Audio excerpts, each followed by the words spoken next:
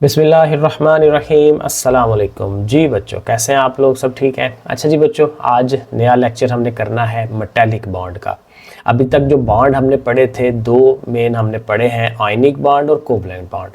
Ionic bond में क्या था कि उसमें इलेक्ट्रॉन जो है मुकम्मल तौर पर एक एटम से निकल के दूसरे में चला जाता है। ठीक है, तो एक इलेक्ट्रॉन दे रहा है, दूसरा इलेक्ट्रॉन ले रहा है, तो उनमें बॉन्डिंग डेवलप हो जाती है। और दूसरा जो है कोवलेंट बॉन्ड था, जिसमें इलेक्ट्रॉन्स के जो पेयर्स हैं वो शेयर किए जाते हैं। एक ने अपना एक इलेक्ट्रॉन देना है, दूसरे ने अपना एक इलेक्ट्रॉन देना है, तो इलेक्ट्रॉनों की शेयरिंग जो है उसमें की जाती है। तो इस तरह से ये कोवलेंट बॉन्ड डेवलप हो जाता है। अब उसके बाद अब ये आएगा मेटालिक बॉन्ड। अब देखें इसके नाम के अंदर ये मेटालिक, मेटल, तो ये मेटल के रिलेटेड होगा। ठीक है, मेटल्स किस तरह से बिहेव करती हैं उनके मुताल्लिक ये चीज़ें होनी है। तो चलें इसको पढ़ते हैं। The characteristics shown by metals are very different from those of ionic and covalent compound. अब कहते हैं ये आयनिक कंपाउंड होते हैं, कोवलेंट कंपाउंड है, जैसे पानी है दूसरे, तो इनकी जो करैक्टरिस्टिक्स हैं, जो इनकी खसूसियात हैं, और दूसरी तरफ आप मेटल्स को देखते हैं तो उनकी खसूसियात में फ़र्क है, उनकी करैक्टरिस्टिक्स में डिफरेंस होता है। अब ये जो डिफरेंस है वो अब ये बताएगा। This suggest the presence of different type of binding forces among the metallic atom. तो फिर कहता है इसका मतलब ये हुआ कि ये जो मेटालिक एटम्स हैं, इनकी जो आपस में बॉन्डिंग है वो कोई और तरह की है, क्योंकि ज़ाहिर और तरह की है तो उनकी करैक्टरिस्टिक्स और तरह की हैं, क्योंकि खसूसियात जो है वहीं से पता चलता है कि उनकी जो बॉन्डिंग है वो इस तरह से है। जिस तरह की बॉन्डिंग होती है उसी तरह की उनकी करैक्टरिस्टिक्स होती हैं। आयनिक जो कंपाउंड है वो अपना सारा उनका बिहेवियर डिफरेंट होता है, कोवलेंट का डिफरेंट होता है। तो अगर इनका डिफरेंट आ रहा है मेटल्स का, तो फिर इसका मतलब यही हुआ कि इनके दरमियान जो बाइंडिंग फोर्सेस हैं वो डिफरेंट है। ठीक है, कोई और बॉन्ड, किसी और तरह का बॉन्ड बन रहा है, तो इस वजह से ये हम इसको अलहदा से एक बॉन्ड डेवलप कर लेते हैं। मेटालिक बॉन्ड नाम रख दिया हमने इसका। अब देखें यहाँ शुरू में एक वो सवाल बड़ा अच्छा दे रहा है, प्रॉपर्टीज़ ऑफ मेटल, और ये ज़ाहिर आ जाता है पेपर में, तो बहुत इंपॉर्टेंट सवाल है। 5 इसकी उसने प्रॉपर्टीज़ बताई हुई हैं, ये हमें याद करनी है। शॉर्ट भी आ सकते हैं, लॉन्ग भी। शॉर्ट के लिए ज़ाहिर है कोई 2 पॉइंट कह देगा, 3 कह देगा, और लॉन्ग के लिए आप सारे पॉइंट दे दें। सो पहली प्रॉपर्टी क्या है कि metals usually show metallic lustre. इनके अंदर मेटालिक लस्टर है, इनकी चमक होती है। ठीक है, ये चमकती हैं, जैसे सोना है, अब देखें ना, तो सोना लोग पहनते हैं क्यों? वो चमक होती है उसके अंदर। सोना जो है ये भी मेटल है। ठीक है, तो इस तरह से। Number 2, metals usually have high melting and boiling point. तो कहते हैं इनका जो बॉइलिंग और मेल्टिंग पॉइंट है ये हाई होते हैं, यानी इनको बहुत ज़्यादा आपको गर्म करना पड़ता है, गर्माहट देनी पड़ती है, टेम्परेचर देना पड़ता है इनको बॉयल करने के लिए, इनको मेल्ट करने के लिए, पिघलाने के लिए और बॉयल उबालने के लिए। Number 3, metals are good conductors of heat and electricity. ये हम पहले से भी पढ़ते आ रहे हैं कि मेटल्स के अंदर से जो करंट है वो इजीली हम गुजार सकते हैं, बहुत अच्छे कंडक्टर होते हैं ये। और इसमें से जो हीट है वो भी ज़ाहिर है, जैसे बर्तन हम बनाते हैं, खाना पकाने वाले बर्तन हैं, या कॉपर की वायर्स हम डालते हैं, ठीक है, तो उसमें से करंट गुजरती है। तो ये सारी मेटल्स को हम यूज़ कर रहे होते हैं। Number 4, metals are usually hard and heavy.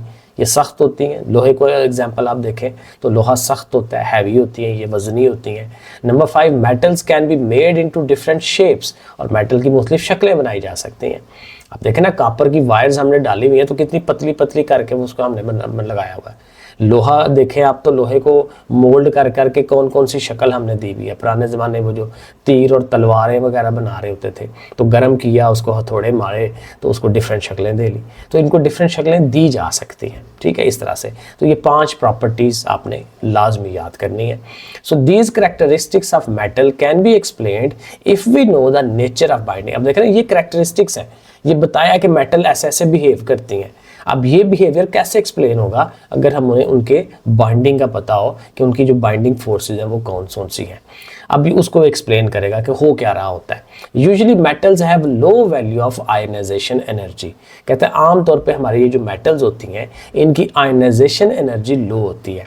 Ionization energy basically एक अलग से डेफिनेशन आ जाती है कि किसी एटम का अपने इलेक्ट्रॉन को छोड़ने की सलाहियत या इलेक्ट्रॉन का निकल जाने की सलाहियत। ठीक है, इलेक्ट्रॉन चले जाना, ठीक है, वो किस तरह से है। ठीक है, अगर तो इलेक्ट्रॉन इजीली चला जाता है तो हम कहते हैं कि इसकी जो आयनाइजेशन एनर्जी है वो लो है इस एटम की, इस एलिमेंट की।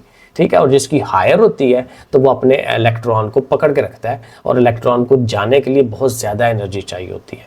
ठीक है, तो इसको हम आयनाइजेशन एनर्जी जो है वो उसका नाम देते हैं। तो कहते हैं कि मेटल्स की जो आयनाइजेशन एनर्जी है वो लो होती है। लो होने का मतलब है क्या हुआ कि इसके इलेक्ट्रॉन बड़े इजीली जो है वो अपने एटम को छोड़ के जा सकते हैं। और ज़ाहिर है कौन से वाले इलेक्ट्रॉन, जो आउटर मोस्ट शेल के अंदर होते हैं। जो साथ साथ वाले हैं, न्यूक्लियस के साथ वाले हैं, वो तो अटैच रहेंगे, जो दूर वाले होंगे वो इजीली निकल जाएंगे। So their atoms can therefore lose their outer electron, बाहर वाले इलेक्ट्रॉन को वो लूज कर देते हैं। और इलेक्ट्रॉन एक भी हो सकता है, इलेक्ट्रॉन ज़्यादा भी हो सकते हैं। इन अदर वर्ड्स, दूसरे लफ्जों में, the nuclei of metallic atoms, metallic atom के जो न्यूक्लियस हैं, can not hold their outer electron firmly, ठीक है ना, उनको सख्ती के साथ बाहर वाले इलेक्ट्रॉनों को अपने साथ नहीं रख पाते उनके न्यूक्लियस। फॉर एग्जांपल मिसाल दे रहे हैं इन सोडियम, सोडियम भी ज़ाहिर मेटल है, नाम ज़ाहिर याद करते जाएं, जैसे आयरन था, गोल्ड था, ठीक है, ये भी सारे याद करते जाएं ताकि पता चले ना मेटल्स कौन कौन सी होती हैं। ये भी तो लैदा से आ सकता है। So sodium metal, each sodium atom is surrounded by 8 other sodium atoms. एक सोडियम एटम के इर्द गिर्द, अब एक देखें ना, सॉलिड है, सॉलिड के एटम बहुत नज़दीक नज़दीक होते हैं, तो एक सोडियम एटम जो है उसके इर्द गिर्द जो है 8 और सोडियम के एटम जो है वो मौजूद है। तो फिर जाहिर है कि वो जो इलेक्ट्रॉन आउटर मोस्ट शेल वाले इलेक्ट्रॉन होते हैं उनको दूसरे भी खींच रहे होते हैं, दूसरे एटम भी खींच रहे होते हैं, तो इस वजह से वो जाहिर है वो लूज हो जाते हैं इजीली। तो ये वो बात यहाँ पे करेगा, the outer electron of these atoms move freely between the vacant spaces present between atoms because of the loose linkage they have with their nuclei। अपने न्यूक्लियस के साथ चूंकि लिंकेज उनका बहुत लूज है, तो इसलिए उनके जो आउटर मोस्ट शेल वाले इलेक्ट्रॉन है वो इजीली फ्रीली जो है वो मूव कर रहे होते हैं पूरी उस चीज़ के अंदर, ठीक है, वो फ्रीली जो है वो मूव कर रहे हैं। तो ये वो बात बता रहे हैं। No electron remain attached with any particular nucleus, अब वो आज़ाद घूम रहे हैं तो किसी एक खास न्यूक्लियस के साथ वो अटैच नहीं है। इंस्टेड, इसके अलावा क्या हो रहा है, all the electrons at the same time, एक ही वक्त में तमाम इलेक्ट्रॉन्स जो हैं get attached with all the nuclei, तमाम न्यूक्लियस के साथ भी अटैच हो सकते हैं क्योंकि वो फ्री है, तो फ्री है तो किसी के साथ भी अटैच हो सकते हैं। When all the atoms attract all the electrons collectively, अब कहता है तमाम इलेक्ट्रॉन एक तरफ, तमाम एटम्स एक तरफ, उनके जो न्यूक्लियस हैं, तमाम न्यूक्लियस एक तरफ और तमाम इलेक्ट्रॉन्स एक तरफ, वो एक दूसरे को कहते हैं अट्रैक्ट कर रहे होते हैं कलेक्टिवली, इकट्ठे तौर पे। Obviously they will be bond together, तो फिर उनका डेफिनेटली आपस में बॉन्ड बन जाएगा, बजाय बाहर से किसी के साथ बॉन्ड बनाने के अपने आप के साथ ही उनका बॉन्ड जो है वो डेवलप हो जाएगा, क्योंकि एक तरफ पॉजिटिव हो गया, एक तरफ नेगेटिव हो गया। So a metal will appear to have, अब देखें ये बड़ी इंटरेस्टिंग इंफॉर्मेशन दे रहा है जो मैंने उसको ब्रैकेट में कर लिया। A metal will appear to have, कहता है एक नजर आ रहा होगा ऐसे कि मेटल जो है have a sea of electrons, इलेक्ट्रॉनों का समंदर होगा उसके अंदर, in which all the nuclei, उसके अंदर जो एटम्स के जो न्यूक्लियस हैं वो क्या होंगे, और सबमर्ज, जो उसके अंदर डूबे हुए होंगे। देखो इलेक्ट्रॉन बहुत ज़्यादा होते हैं ना, तो इलेक्ट्रॉनों का कहता है समंदर होगा और उसके अंदर जो न्यूक्लियस पॉजिटिव चार्ज है वो उसके अंदर डूबे हुए होंगे। अब यहाँ पे ये डेफिनेशन इसकी मेटालिक बॉन्ड की वो दे रहा है जो याद करने वाली है। अ मेटालिक बॉन्ड इज देयरफॉर क्या है, a type of chemical bond, ये भी केमिकल बॉन्ड की तरह का ही होता है, which has positively charge ions, उसमें प्लस चार्ज वाले आइन, यानी कि प्लस कौन से वाले, न्यूक्लियस वाले आइन होंगे, bound together by the mobile electrons, mobile electrons, इलेक्ट्रॉनों के साथ ही उन्होंने बनना है, लेकिन वो मोबाइल है, वो मूव कर रहे हैं इधर उधर, समंदर बनाया ना जैसे हम कहते हैं वो फ्रीली मूव करते हैं, तो ये उसने एक शक्ल भी बना के दिखाई है। तो इसको आप याद कर लें कि ये स्पेशल किस्म का बॉन्ड है जिसमें एक तरफ न्यूक्लियसेस हैं और एक तरफ उन्हीं के अपने फ्री आज़ाद इलेक्ट्रॉन है, और उनकी आपस में जो फोर्स ऑफ अट्रैक्शन बन रही है उसको फिर हमने एक नाम रख दिया है मेटालिक बॉन्ड। तो ये आपने याद कर लेना है।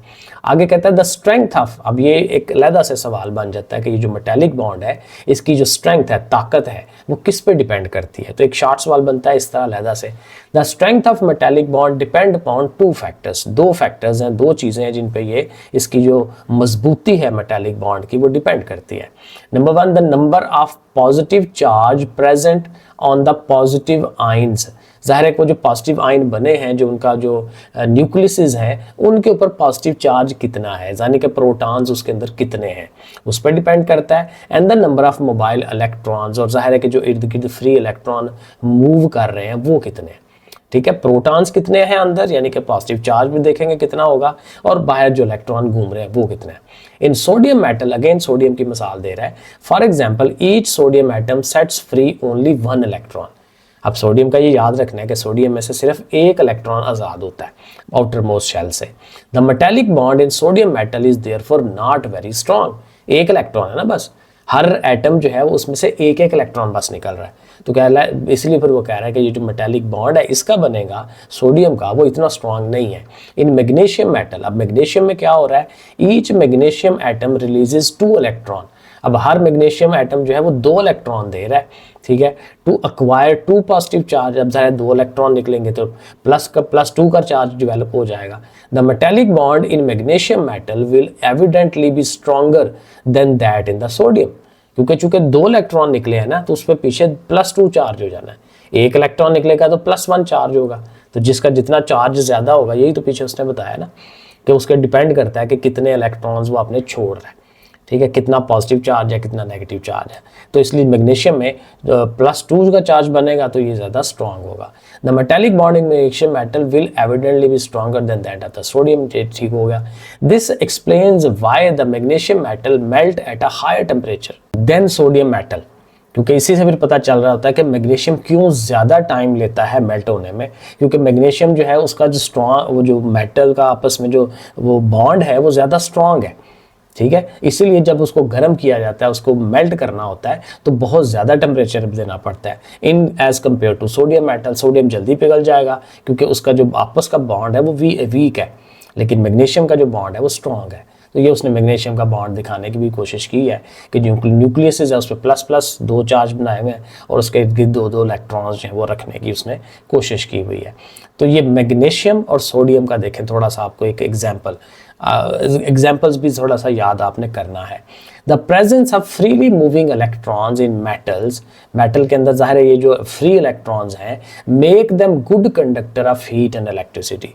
देखें ना, इलेक्ट्रिसिटी जो है वो क्या है, इलेक्ट्रिसिटी जो करंट है, करंट की डेफिनेशन हम बच्चों को पढ़ाते हैं, फ्लो ऑफ चार्ज, चार्ज का फ्लो करना। और चार्ज क्या है, इलेक्ट्रॉन्स या प्रोटॉन्स, उनका फ्लो करना। तो अगर फ्रीली इलेक्ट्रॉन मौजूद हैं तो जब उसको बैटरी से अगर आप लगाएंगे तो उसमें जो इलेक्ट्रॉन है वो बड़े इजीली मूव कर लेंगे। इलेक्ट्रॉन बेसिकली चार्ज है, तो इसलिए इनके अंदर करंट जो है वो इजीली गुजर सकती है, ठीक है। तो ये आपने याद रखना है कि ये भी ज़ाहिर है शॉर्ट सवाल बन सकता है कि ये क्यों हम कहते हैं कि इनमें से करंट और इलेक्ट्रिसिटी इजीली गुजर सकती है, हीट वगैरह। तो उसके लिए हम ये रीज़न हम उसको बता सकते हैं कि उसमें फ्री इलेक्ट्रॉन्स होते हैं मौजूद, इस वजह से करंट और हीट जो है उसमें से गुजर सकती है। Moreover in metals the atoms are strongly held. अब ज़ाहिर है चूँकि ये सॉलिड होती हैं और मेटल्स हैं, तो इसमें इनके जो एटम्स हैं बिल्कुल साथ साथ जुड़े हुए होते हैं, ठीक है। Strongly held and arrange in the form of रोज।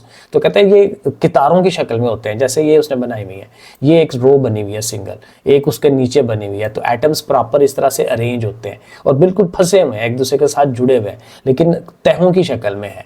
रोज है ना, रोज कहते हैं, तह को कहते हैं एक।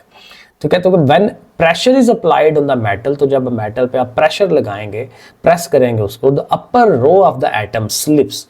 तो ऊपर वाली जो रो है कहते हैं वो स्लिप कर जाएगी, स्लिप पास द लोअर, और लोअर की तरफ नीचे चले जाएगी। As a result their shapes are change, वो जो शक्ल चेंज हो जाती है। अब ये भी एक अलग से शार्ट सवाल है कि जो मेटल्स हैं उनकी शक्ल चेंज क्यों हो जाती है। तो उसके लिए हम रीज़न बता रहे हैं क्योंकि चूंकि वो रोज़ की शक्ल में, तहों की शक्ल में इनके एटम्स अरेंज हुए हैं, तो जब आप प्रेशर देते हैं तो ऊपर वाली रो जो है वो खिसक जाती है और खिसकने से उसकी जो शक्ल है वो चेंज हो जाएगी। तो शक्ल चेंज इस तरह से होती है। तो as a result their shapes are change, metal can therefore be easily drawn into wires and sheets. तो कहते हैं इनकी पतली पतली शीटें भी बना सकते हैं, इनकी तारें भी बना सकते हैं, जैसे बिजली की तारें हम बनाते हैं। तो इस तरह से आगे ये एक्सरसाइज में 2 सवाल हैं जो मैंने हल किए हैं अलहदा से, और वो मैं इंशाल्लाह जब एक्सरसाइज करूंगा उसके साथ दिखा दूंगा कि what type of atoms form metallic bond. तो ये बेसिकली मेटल्स ही बनाती है ना, सिंपल छोटा सा आंसर देना तो कहें जी मेटल्स ही मेटेलिक बॉन्ड बना रही हैं, लेकिन डिटेल में देना है तो वो मैंने लिखा हुआ है, वो मैं आपको दिखा दूंगा। Give a comparison of metallic bond with ionic bond. तो मेटालिक और आयनिक बॉन्ड का आपस में कंपैरिजन कराना है तो वो भी अगेन अलहदा से हम उसको बना के दे सकते हैं, क्योंकि हमने आयनिक बॉन्ड को भी पढ़ा है कि उसमें क्या होता है और मेटल्स अभी हम पढ़ ही रहे हैं सारा, तो एक अलहदा से सवाल इसका बन सकता है। एक इंटरेस्टिंग इन्फॉर्मेशन है, metals are extensively used in many industries. अब ज़ाहिर है ये मेटल्स आपके पता ही है बहुत ज़्यादा यूज़ की जा रही है। सोने की एग्जांपल आपके सामने है, लोहा जो है आपके सामने है, कहाँ कहाँ पे वो इस्तेमाल होता है, तो ये सारा उसने बताया हुआ है। They are used in machinery, मशीनें बनाने में, ऑटोमोबाइल्स गाड़ियाँ बनाने में, रेलवे, एयरक्राफ्ट, ठीक है, हवाई जहाज़ बनाने हैं, रॉकेट्स बनाने हैं, कंस्ट्रक्शन इंडस्ट्री, ये जो हम ज़ाहिर घर बनाते हैं चीज़ें, तो उसमें, इन इलेक्ट्रॉनिक्स में, इंडस्ट्री, ज्वेलरी में, इलेक्ट्रिक वायर्स बनाने में एंड मैनी मोर। तो ये उसने यूजेस बताए हैं। तो ये भी एक अलग से शॉर्ट सवाल है कि मेटल्स का यूजेस जो है वो कहाँ कहाँ पे हो सकता है, तो इसको भी ज़रूर एज ए शॉर्ट सवाल आप रेडी कर सकते हैं। अब इसी मेटल्स का एक अलग से एक कंसेप्ट आता है इलेक्ट्रोपॉजिटिव करैक्टर ऑफ मेटल, कि मेटल्स जो है इनका इलेक्ट्रोपॉजिटिव करैक्टर क्या है, ये ज़रा देखें एक दफ़ा। Metals generally have a tendency to lose electron, अभी भी हम यही पढ़ रहे हैं कि इनके अंदर से इलेक्ट्रॉन जो है वो सेपरेट हो जाते हैं, अलग हो जाते हैं, तो फिर इनके अंदर ये टेंडेंसी हुई, रुझान है इनके अंदर कि ये अपने इलेक्ट्रॉनों को लूज करती हैं मेटल्स, ठीक है। तो ये वो कह रहा है टू, अब जाहिर है जब वो लूज करेंगी तो पीछे पॉजिटिव चार्ज डिवेलप हो जाएगा, क्योंकि इलेक्ट्रॉन निकल गया ना। एटम एज ए होल जो है वो न्यूट्रल होता है जब इलेक्ट्रॉन उसके साथ मौजूद है, तो जब इलेक्ट्रॉन, और जितने इलेक्ट्रॉन होते हैं उतने ही प्रोटॉन होते हैं, पॉजिटिव और नेगेटिव चार्ज बराबर होता है, और जो ही एक इलेक्ट्रॉन ने निकल जाना है तो एक इलेक्ट्रॉन की कमी हो गई, प्रोटॉन ज़्यादा हो गए तो पॉजिटिव चार्ज ज़्यादा हो गया, तो इसलिए फिर पीछे प्लस का चार्ज आ जाता है इलेक्ट्रॉन के जाने से, ठीक है। इसी को हमने वो इलेक्ट्रोपॉजिटिविटी का नाम जो है वो देना होता है, ठीक है। सो कहता है टू फॉर्म पॉजिटिव आयन बन जाता है, और पॉजिटिव आयन को हम अलग से भी पढ़ते हैं कैटाइन, ठीक है। तो कैटाइन पॉजिटिव चार्ज को कहते हैं, ये बार बार ये वर्ड आएगा आगे। This property is called the electropositive character of the metals. तो कहता है ये जो खसूसियत है इलेक्ट्रॉन को लूज करना और अपने आप को प्लस चार्ज में कन्वर्ट कर लेना, इसको हमने क्या नाम रखा हुआ है, इलेक्ट्रोपॉजिटिविटी करैक्टर। तो ये जाहिर है ये दो लाइनें इसकी डेफिनेशन के तौर पे आप याद करेंगे ज़रूर। This property is also related to the reactivity of metal. अब यहीं से उसके रिएक्शंस का भी पता चल जाता है कि वो कैसे रिएक्ट करेगा। मेटल्स विच लूज इलेक्ट्रॉन और इलेक्ट्रॉन्स, जाहिर है एक या एक से ज़्यादा इलेक्ट्रॉन जो मेटल्स लूज कर जाती हैं ईजिली, आसानी के साथ, आर कंसिडर्ड मोर रिएक्टिव। तो हम कहते हैं ये ज़्यादा रिएक्शन करने वाली है, ठीक है ना। जिन मेटल्स में से इलेक्ट्रॉन इजीली, आसानी के साथ निकल जाएंगे तो वो फिर क्या होगा कि वो ज़्यादा जल्दी रिएक्शन करेंगी। For example alkali metals. अब मेटल की भी आगे से अलग से किस्में हमने बनाई हुई हैं, अल्कली एंड अल्कलाइन मेटल, तो ये भी डिफरेंट ग्रुप्स हैं उनके, ठीक है, मेटल्स के। तो अल्कली मेटल्स वही, ये इनकी प्रॉपर्टी है कि ये ज़्यादा जल्दी रिएक्ट करती हैं, और भी प्रॉपर्टीज़ होंगी। सो कहता है फॉर एग्जांपल अल्कली मेटल। अब अल्कली मेटल कौन सी हैं, सोडियम एंड पोटाशियम, और भी होंगी, ठीक है, लेकिन अगेन कम से कम दो नाम हमें याद होने चाहिए। पूछ लेना अल्कली मेटल कौन सी हैं तो आप बताएं जी, सोडियम और पोटाशियम के। और हाईली इलेक्ट्रोपॉजिटिव, ये हाईली इलेक्ट्रो, क्योंकि ज़्यादा जल्दी इलेक्ट्रॉन अपने लूज करती हैं, एलिमेंट हैं, and thus they undergo reactions very easily, ज़्यादा जल्दी ये रिएक्शन कर लेती हैं। Sodium and potassium react vigorously, बहुत तेज़ी के साथ, बहुत ज़्यादा, ठीक है, विद वाटर, पानी के साथ रिएक्ट करती हैं, एंड हैलोजेंस, और हैलोजेंस अगेन देखेंगे अब ये डिफरेंट कैटेगरीज आई जा रही हैं एलिमेंट्स की। एलिमेंट्स को जो हमने पीरियोडिक टेबल में रखा हुआ है तो वहाँ उनकी खसूसियात के हिसाब से उनके कुछ ग्रुप्स बनाए हुए हैं, और उन ग्रुपों के नाम रखे हुए हैं। जैसे कुछ को हम मेटल्स कह देते हैं, कुछ को नॉन मेटल्स कह देते हैं, जो बड़े ग्रुप है, ठीक है। अब मेटल्स की अलहदा से हम उसकी कैटेगरीज बना रहे हैं। अल्कली अर्थ मेटल्स हैं और अल्कलाइन अर्थ मेटल्स हैं। अल्कली जो ज़्यादा जल्दी रिएक्ट कर जाती हैं, अल्कलाइन जो लेस रिएक्टिव होती हैं। इसी तरह से हैलोजेंस का भी एक ग्रुप है, और ये हैलोजेंस क्या करती हैं, ये मेटल्स के साथ रिएक्ट करके साल्ट बनाती हैं, ये इनकी प्रॉपर्टी है। ये मैंने इसलिए साथ साल्ट लिख लिया था साथ, ठीक है। सो हैलोजन के साथ रिएक्ट करती हैं, पानी के साथ रिएक्ट करती हैं ये वाली metals, to give their respective hydroxides, and जाहिर है जब पानी के साथ रिएक्ट करेंगे तो हाइड्रोक्साइड, क्योंकि पानी के अंदर हाइड्रोजन और ऑक्सीजन होती है ना, हाइड्रोक्साइड बनते हैं। और हैलोजन जो है हैलाइड्स उनको हम कहते हैं, ठीक है। जैसे वो क्लोरीन है, क्लोरीन जो है हमारी हैलोजन के ग्रुप में आती है, तो सोडियम के साथ बनेगा सोडियम क्लोराइड, है ना, हैलाइड। तो क्लोराइड ऐसे करके वो नाम मिलता जुलता है। So they also react with acid, तो ये जो मेटल्स हैं वो एसिड के साथ यानी तेजाब के साथ भी रिएक्ट करती हैं to give salt and hydrogen. ठीक है, अब ये डिफरेंट प्रॉपर्टीज़ हैं। इसी तरह अल्कलाइन अर्थ मेटल जो है, अब अल्कलाइन में मैग्नीशियम और कैल्शियम आता है। ठीक है, अब देखें ना, ये जो हमारी अल्कली है वो सोडियम और पोटाशियम है, और अल्कलाइन में कौन आ रहा है, मैग्नीशियम एंड कैल्शियम। तो ये साथ साथ याद ज़हन में बिठाना है आपने।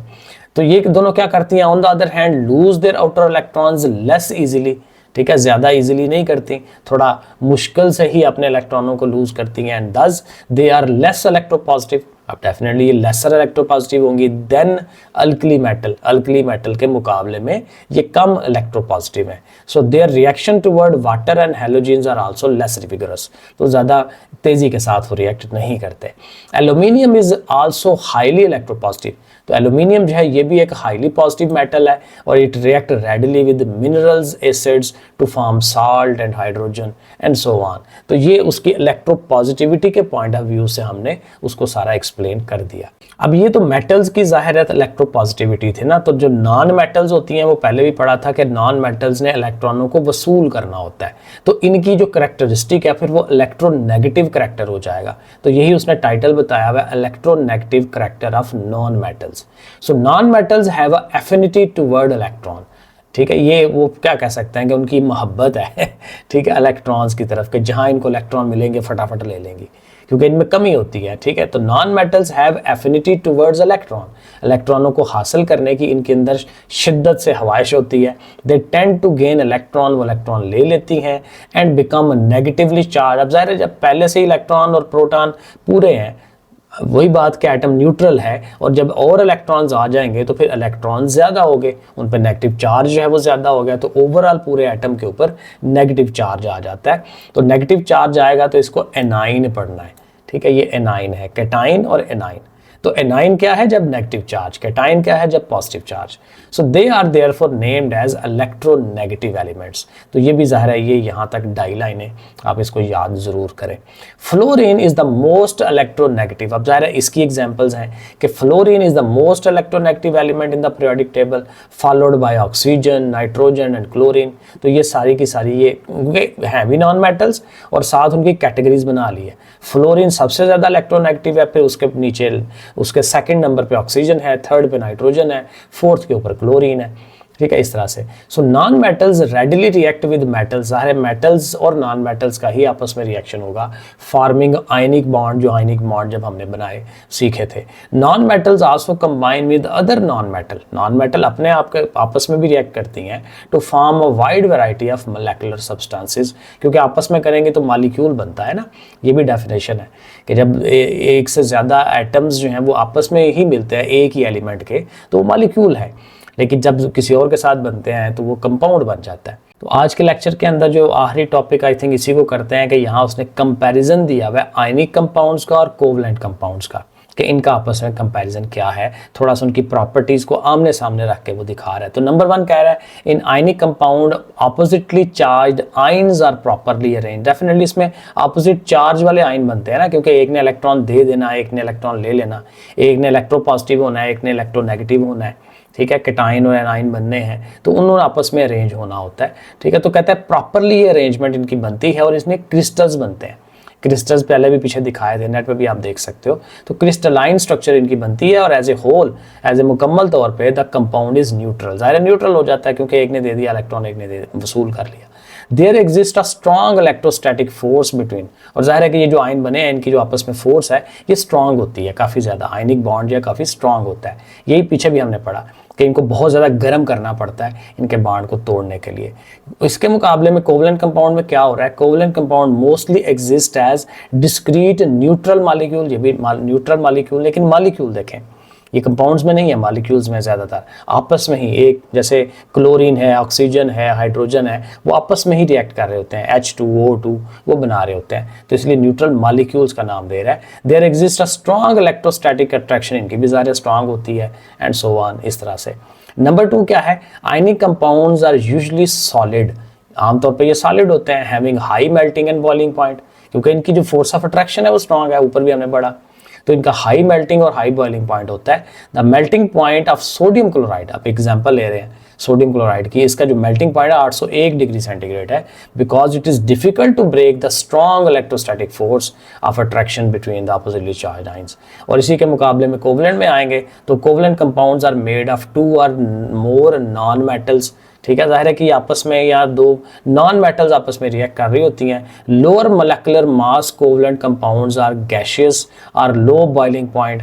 ठीक है, जल्दी इनका बॉइलिंग पॉइंट जल्दी आ जाता है। High molecular mass covalent compounds exist as solid, जिनका मास ज़्यादा होता है वो फिर सॉलिड की शक्ल में होते हैं। Generally they have lower melting, यानी आयनिक से इनका जो मेल्टिंग और बॉइलिंग पॉइंट है वो लोअर होता है, ये मेन चीज़। और नंबर 3 है ionic compounds are generally soluble in polar solvent. जब इनको हल करना होता है तो किस में सॉल्व करते हैं? पोलर सॉल्वेंट में। जैसे पोलर की भी मिसाल है पानी, वाटर। तो ये फिर अब ये भी याद रखना है कि पोलर सॉल्वेंट कौन है? वाटर। तो इसको आपने अलहदा से भी जहन में बिठा लेना है। और यहाँ पे क्या है कि they are usually insoluble in water, पानी में यहाँ हल नहीं होते कोवलेंट जो है, ठीक है, but soluble in non polar solvent. Non polar solvent में हल होते हैं, जैसे ईथर है, बेंजीन है, एसीटोनोन है एंड सो ऑन। और आखिरी जो है इसमें नंबर 4 कि they are usually good conductor of electricity in molten state. पिघली हालत में इनमें से करंट इजीली गुजर सकती है इन या सॉल्यूशन फॉर्म में। Their conductance is due to the presence, अब ज़ाहिर इसमें फ्री आयंस बन जाते हैं जब आप पिघला लेते हैं उसको या उनको मिक्स कर लेते हैं तो आयंस डेवलप हो जाते हैं। तो आयंस के डेवलप होने की वजह से करंट जो है फिर इजीली इनमें से गुजर जाती है। और नंबर इधर क्या है कि they are usually bad conductors of electricity, तो ये ज़ाहिर है इनमें से नॉर्मली नहीं गुजरती। तो ये यहाँ तक। और ये भी एक बड़ा अच्छा सवाल है कि जहाँ पे वो पूछ रहा है कि आयनिक कंपाउंड और कोवलेंट कंपाउंड में फ़र्क क्या है। तो ये एज ए लॉन्ग सवाल के तौर पे आप इसको ज़रूर याद कर सकते हैं। ठीक है जी, चलें यहाँ तक करते हैं। नेक्स्ट इंशाल्लाह ये इंटरमोलेकुलर फोर्सेस करेंगे और फिर ये चैप्टर एंड कर लेंगे इंशाल्लाह पढ़ने वाला। ओके, फिर अल्लाह हाफिज़।